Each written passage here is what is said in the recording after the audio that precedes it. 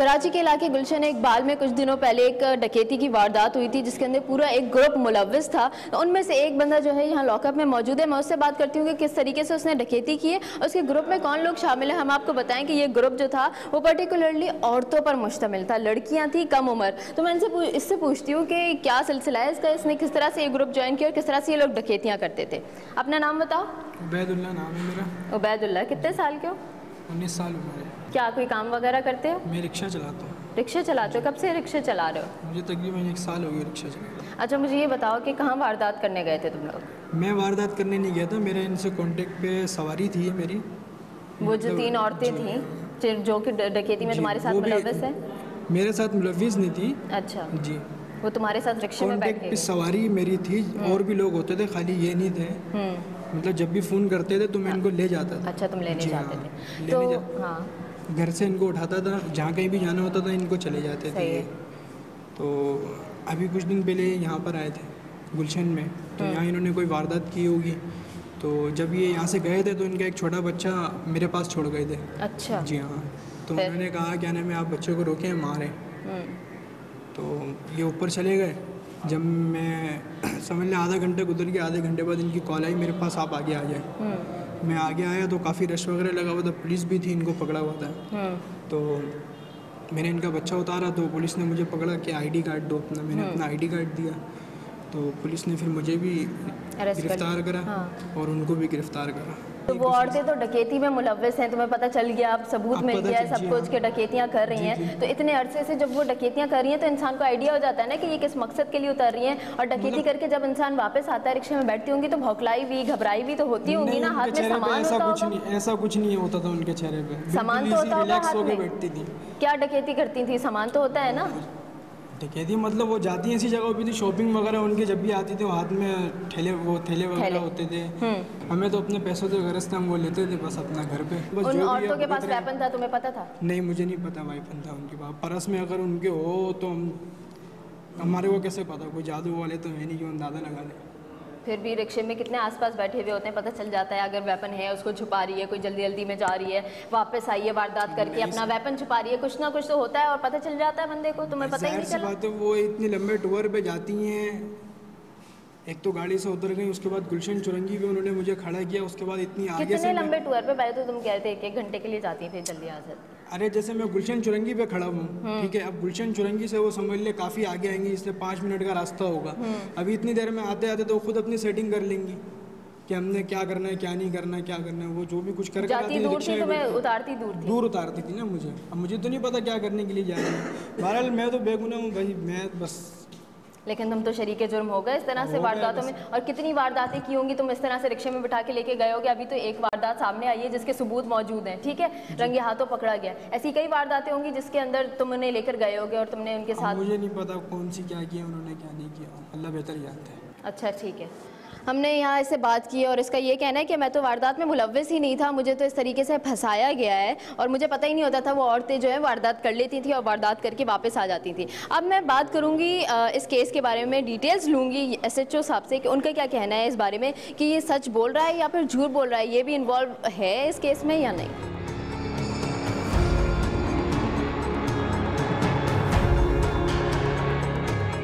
हमारे साथ मौजूद है SHO शहजादा सलीम साहब। मैं इनसे केस डिटेल लेती हूँ कि क्या सिलसिला है, आया वो झूठ बोल रहा है, वो मुलजिम है भी या नहीं, या इन्होंने ऐसे ही गिरफ्तार कर लिया उसे।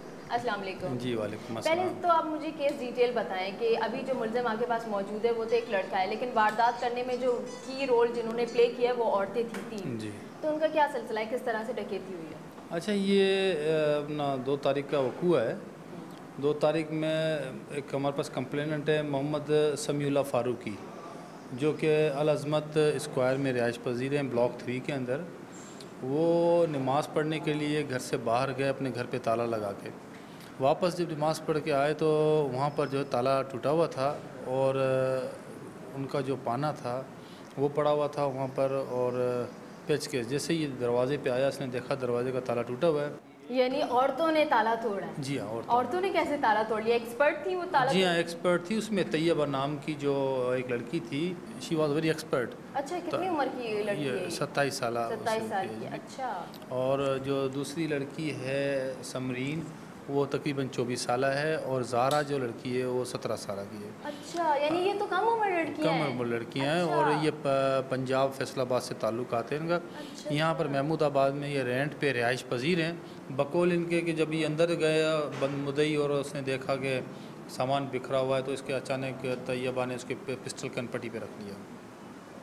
जब पिस्टल कनपट्टी पे रखा तो इसको बिठा दिया और इसका सारा सामान वगैरह जो है वो पैक करने लग गए, जिसमें ये विक्रम जो होता है इसका कालीन सफ़ा करने वाला सामान था, घड़ियाँ थी और टोस्टर को गर्म करने वाले वो तो गोल्ड था एक थैली में। अच्छा, हाँ। ये इसके जो मुजरिमान हैं सारे उनके घर से ये बरामद जी हुआ है, उन बरामद, औरतों के घर जी उनके औरतों से। तो फिर उन्होंने बताया कि जी ये हम लोग जिस वक्त ऊपर आई हमें लड़के से मिलना था और उस लड़के ने कॉल की थी कि आप इधर आ जाएं। हम जब उधर गई तो वहाँ पर ताला टूटा हुआ था और सामान सोना भी पड़ा हुआ था बाहर दरवाजे पे और सामान भी पड़ा हुआ था। हमने कहा कि चलो सामान भी अंदर कर दें और सोना भी अंदर कर दें। अच्छा। तो उस हवाले से फिर बोला हम अंदर गए तो फिर ये आ गए मालिक और अब आपको पुलिस को बुला लिया। एक्चुअल में वहाँ पर जब ये बंद हुआ दरवाज़ा तो वहाँ के लोगों ने देखा था कि ताला भी टूटा हुआ है। पहले कोई ख़वातीन अंदर गई हैं ताला तोड़ के, फिर जो है अच्छा, वो तो कंप्लेन आपके पास कॉल आई थी किसी जी मोहल्ले कहाँ, वाली? जी हाँ बिल्कुल। अच्छा, आपने बताया कि आपने ये ख़वातीन को जो है वो घर से उठा लिया,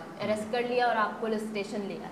तो ये जो मुलज़िम आपके पास ये लड़का जो कैद है, तो ये इसका क्या सिलसिला है, ये कहाँ से इन्वॉल्व नहीं हो गया? ये तो फिर औरतों ने हमने पूछा आप कौन सी गाड़ी में आई है ना, तो उन्होंने बताया कि हम रक्शे में आए और रक्शा भी वहीं खड़ा हुआ है। तो इस वजह से फिर हमने इसको बुलाया, इंट्रोगेट किया। हमें लगा कि ये भी उनके ग्रुप का एक साथी है जो इनको ले आता है ले जाता है, ये नीचे खड़ा होता है, वॉच करता है, पिक एंड ड्रॉप फैसिलिटी। जी हाँ बिल्कुल, शरीके जुर्म हुआ। जी ठीक।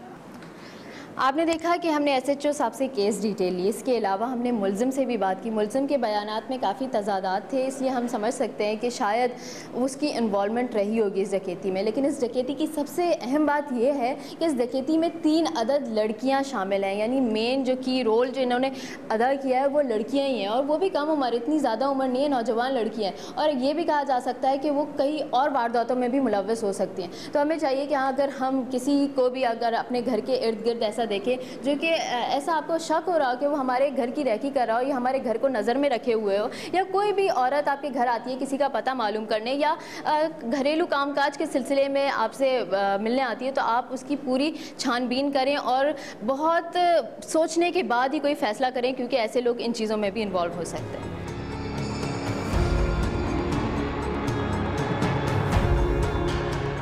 मैं इस फैमिली के साथ मौजूद हूँ जिनको लाखों रुपए की डकैती का सामना करना पड़ा और लाखों रुपए का नुकसान हो गया।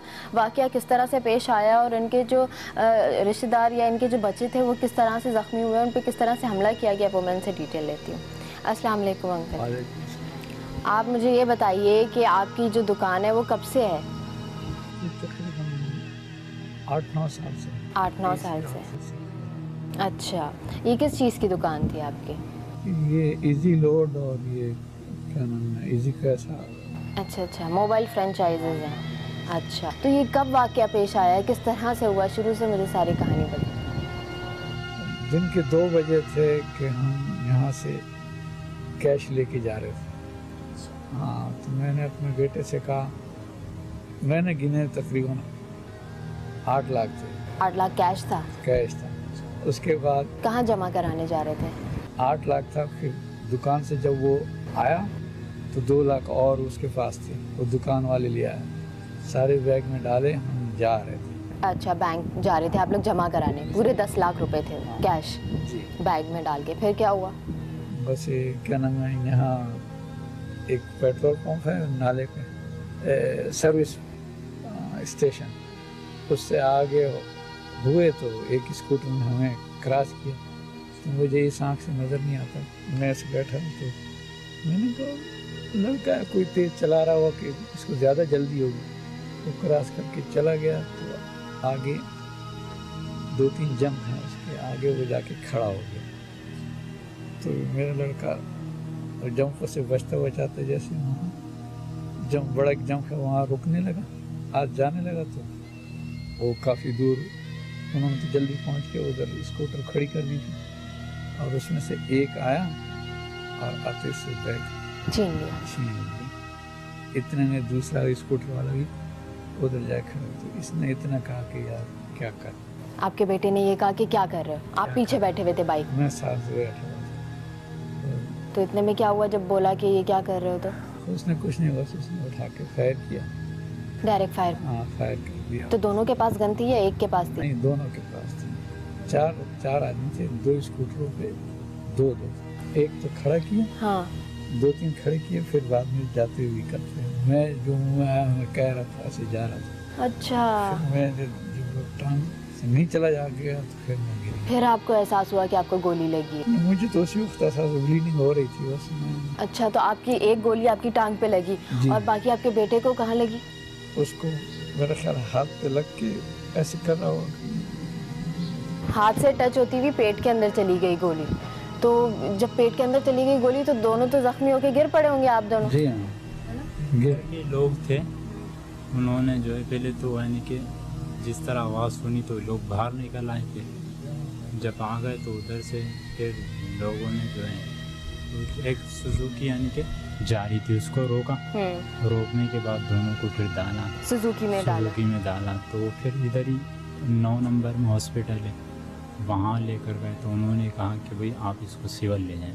बस फिर उधर से यहाँ सिविल ले। तो क्या आप उन लोगों को जानते हैं? क्या वो इसी इलाके के थे? नहीं, मेरी तो नज़र कमज़ोर है। जब वो रुके तो मेरे होश आवाश हो गए। मैं क्या कि ये क्या हो रहा है? अभी आपकी नज़र भी कमज़ोर है और आप मुझे बताएं, आपके भाई ने आपको नहीं बताया कि वो जो लोग थे, क्या पता वो आपके जानने वाले हो या वो नज़र रखते हो, आपकी इजी लोड की दुकान पे आते हो, मोबाइल पे बैलेंस डलवाते हो, उनको पता हो कि आप लोगों के पास कितना कैश है? नहीं, इस तरह की कोई यानी कि किसी ने कुछ यानी कि खबर नहीं मिली। आपके भाई ने भी नहीं बताया? नहीं, इस तरह तो पहचान में फिर नहीं आया। यानी तो आपके इलाके के भी लड़के नहीं थे वो? अब ये नहीं मालूम वो कहाँ के लोग थे। अच्छा, मुझे ये बताएं कि इसके लिए आप लोगों ने FIR कटवाई है? FIR वहाँ क्या नाम है हॉस्पिटल में तो लिख रहे थे, उधर तो कहाँ था, उधर बताया आपने सारा वाक़या, FIR कटवा दी। उसके बाद से कोई रिस्पांस आया? पुलिस ने बोला कि हमसे रब्ता करो या किसी पे शक है तो वो बताओ या हम गिरफ्तारियां करेंगे, कुछ ऐसा हुआ था सिलसिला? नहीं, फिर तो कुछ ऐसा नहीं हुआ। कुछ भी नहीं हुआ। आप मुझे बताएं, कुछ कहना चाहेंगे? आपके बच्चा भी ज़ख्मी हो गया, आपके हस्बैंड भी इस तरह से ज़ख्मी है। बेटा क्या कहूँ, मेरा खुद दिमाग इतना ऐसे हो गई, बस काम की नहीं। ये अभी तो 1 महीना हो गया जो 2 बच्चों की शादी हुई, इतना मुश्किलों से। अच्छा, अभी आपने 2 बच्चों की शादी की है? जी, उसी का और दूसरे का। ये वाक़या हो गया, बस दिमाग ऐसे हो गया। तो कौन जिम्मेदार है इसका? किसी से शिकायत है? कौन जिम्मेदार है? अल्लाह ताला। मेरा तो बेटा, मैं अस्पताल गई, मैं अपना होश में नहीं था, हर वक्त बद्दुआ देती थी, तो वो कह रहा मुझे बद्दुआ भी नहीं देना, बस यही बोलना था कि ये अल्लाह ताला इस लोग को नेकी का हिदायत दे, बस यही मेरे बेटे ने कहा। उसी हाल में मैंने कहा शुक्र है जो मेरे बच्चे भी ऐसे हैं, जो मेरे को इस हाल में भी यही कहते सब्र कर रहे हैं। सब्र कर रहे हैं। आपको किसी से शिकायत है? आप चाहते हैं पुलिस की मदद की, आपकी रिकवरी हो, आपका जो माल इस तरह से लूटा गया है उसकी रिकवरी हो, पुलिस कार्रवाई करे कुछ? हमें तो चाहिए कि हमारे को तहफ़्फ़ुज़ दिया जाए, हमारा जो लुट गया है वो हम दिलाया जाए। यहाँ देखें कितनी अजीब सी सूरत हाल है, कितनी दुख की बात है कि दो जो ख़ानदान के कमाने वाले हैं वो ज़ख्मी पड़े हुए हैं, बाकी दूसरे घर के मसाइल हैं, कारोबार भी बंद हो गया, ज़िंदगी की तमाम जमा पूंजी जो थी वो लुट चुकी है और घर के जितने घर वाले थे, मर्द हजरात थे, वो उसी एक बिज़नेस पे डिपेंड कर रहे थे, उसी से अपने पूरा घर चला रहे थे और इस तरह से लुट के अब बैठ गए हैं। अब पुलिस से भी मदद इन्होंने मांगी थी लेकिन पुलिस ने ख़ुद से कोई मदद नहीं की। अब ये लोग जो हैं बेचारे बीमार पड़े हैं, अभी रिकवर हुए नहीं है, एक जो बच्चा है वो हॉस्पिटल में पड़ा है, तो ये लोग चाहते हैं कि इनकी मदद की जाए। ये खुद भागम दौड़ से बचना चाह रहे हैं और इसलिए कि लोग हैं नहीं इनके पास कि जो भागम दौड़ कर सकें। एक ज़ईफ़ आदमी क्या पुलिस और थाने के चक्कर लगाता रहेगा? ये एक शख्स जो कमाने वाला रह गया है वो अपना कमाना, अपना काम सारा छोड़ के क्या ये पुलिस के चक्कर लगाने लगेगा? TTG और एक बड़ी राइफल, पता नहीं कौन सी बोलते हैं, राइफल लटकाई हुई थी उसने और आप लोगों को लग रहा था कि वो कुछ नहीं करने वाला। कंटिन्यूस कॉल करते रहे और एक्सटॉर्शन मांगते रहे ये।